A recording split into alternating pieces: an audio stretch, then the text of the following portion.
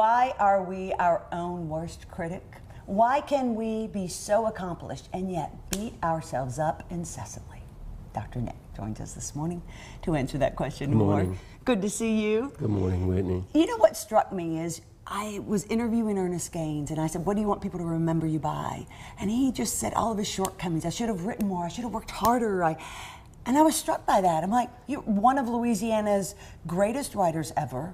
I mean, he broke down a lot of the barriers between races with his pen, and yet he's not enough. Those who would accept the notion of original sin, that somehow there's a propensity in us to not be enough, to not feel like we've done enough, a propensity for us to say, I'm not done yet, or when is it done? And it's that drive. It's really almost like a divine problem.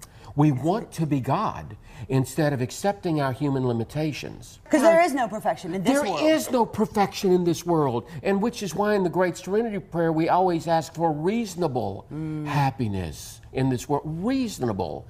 And reasonable happiness is really we do the best we can given the circumstances. One of the things that struck me was that you notice he's in his 80s.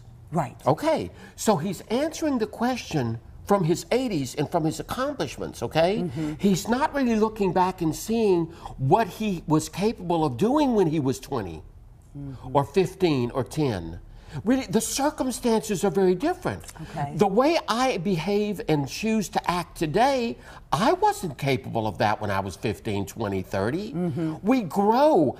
Our best changes. What really struck me was I wish I had written better. I know. I mean, how much more brilliant can one be? And yet, Whitney, I do think that we have to respect his ability to critique himself constantly and ongoingly. Again, we talked about critique before. It's just that there was, and again, I want to be very careful. There seemed to be a sadness, which is why I think it was probably more grief, more grief. But I do want to say that, you know, what we all ask questions very often.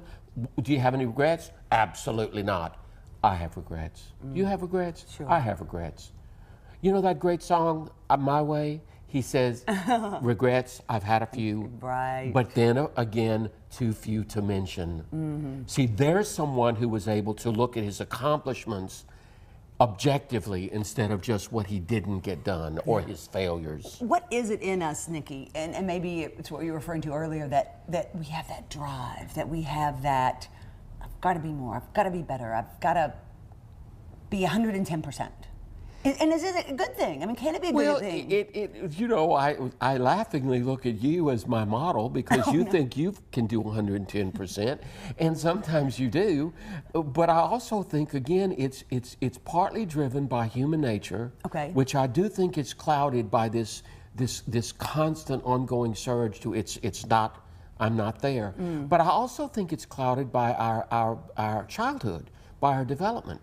That somehow we live in an environment, we're in relation with the world and family that says, oh, you can do better. I certainly got it. I think most of our audience probably got it. You can do better than that. Sure. That's good, but you can do better than that. Sure. Huh? It's enough, but is it really enough? Which is why I always say at the end of the day, I've done enough. Oh, good. I've done enough. And that was my next question. How can we be more gentle with ourselves? We basically say, I've done enough. Somebody gave a quote gave me a quote from mindfulness the other day that I just really, really liked very much. And I'll ask you, when you do the dishes, do you do the dishes in order to get them done, or do you do the dishes in order to do the dishes? I do them to get them done. Okay, and you see, that's a problem. Would you believe that that's, because when you you're never in the moment. I don't like washing dishes. All right, think of something else. Nothing about it. When we're always trying to get it over with, we're never in the moment. There's always something else pulling. When I'm writing a story, oftentimes I just want it to be so good. Are you in it? Oh, I'm in it. Okay. I'm probably in it too much. Because at some point I need to detach myself and go, let's get her done. Enjoy these things you're getting done. They're not just things you want to check off. Right. That really helps, I believe, let us live in the moment and not so much in regret. I wish I had done that. I wish I had done that. Because again, we're going to, Whitney, just make sure we're clear about this and then we'll go. We live in relation to the world. We live in relation to the environment. We live in a relationship with circumstances.